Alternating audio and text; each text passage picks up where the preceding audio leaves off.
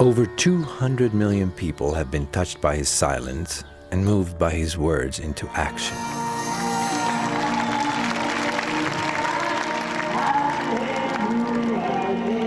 Sri Sri Ravi Shankar is the 46-year-old enlightened master who has been teaching and spreading his love for nearly 30 years.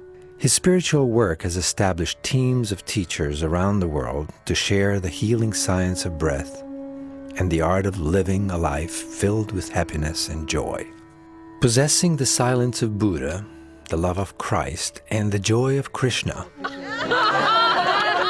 Guruji brings laughter and healing wherever he travels.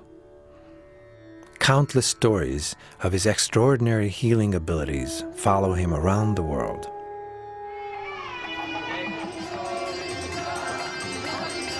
Things are either born out of chaos or born out of silence. That which is born out of silence is always creative.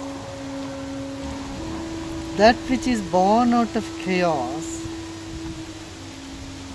are destructive. What we call terrorism, they call it is holy war. Such an irony, huh? Holy war. He teaches that the darkness of terrorism can be healed only by broadening the vision of those who live in ignorance and fear.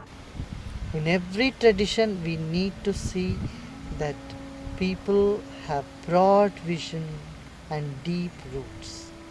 They have to deepen their roots, but have more interfaith dialogues, intercultural dialogues, and understanding about each other, especially the priests and those people who who lead the society in the religious dimension, the religious field, need to know the truth is multi-dimensional. By raising our consciousness through simple, powerful techniques and knowledge, the message of Sri Sri Ravi Shankar encourages compassion for the whole of humanity, a growing sense of belongingness, and responsibility, as well as an appreciation for the diversity and sanctity of life everywhere. Guruji teaches that by cooperation with the rich, the poor can also become affluent, not by trying to destroy them. It's not poor people fighting against rich people does not make them richer. The poor will become more poor. It's the cooperation of the poor with the rich, the poor can become rich. With his extraordinary humor and life-changing presence, or darshan, Sri Sri Ravi Shankar brings a universal message of how the world's people can end war by recognizing that we are all part of the divine. As Guruji says, you don't have to be an Italian to eat pizzas and pastas. And you don't have to be Danish to eat Danish cookies.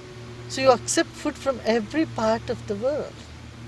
But when it comes to wisdom, why there is such a reservation? Wisdom also we must accept from every part of the world. This is because of narrow-mindedness, little understanding. They are not exposed to wisdom of the world.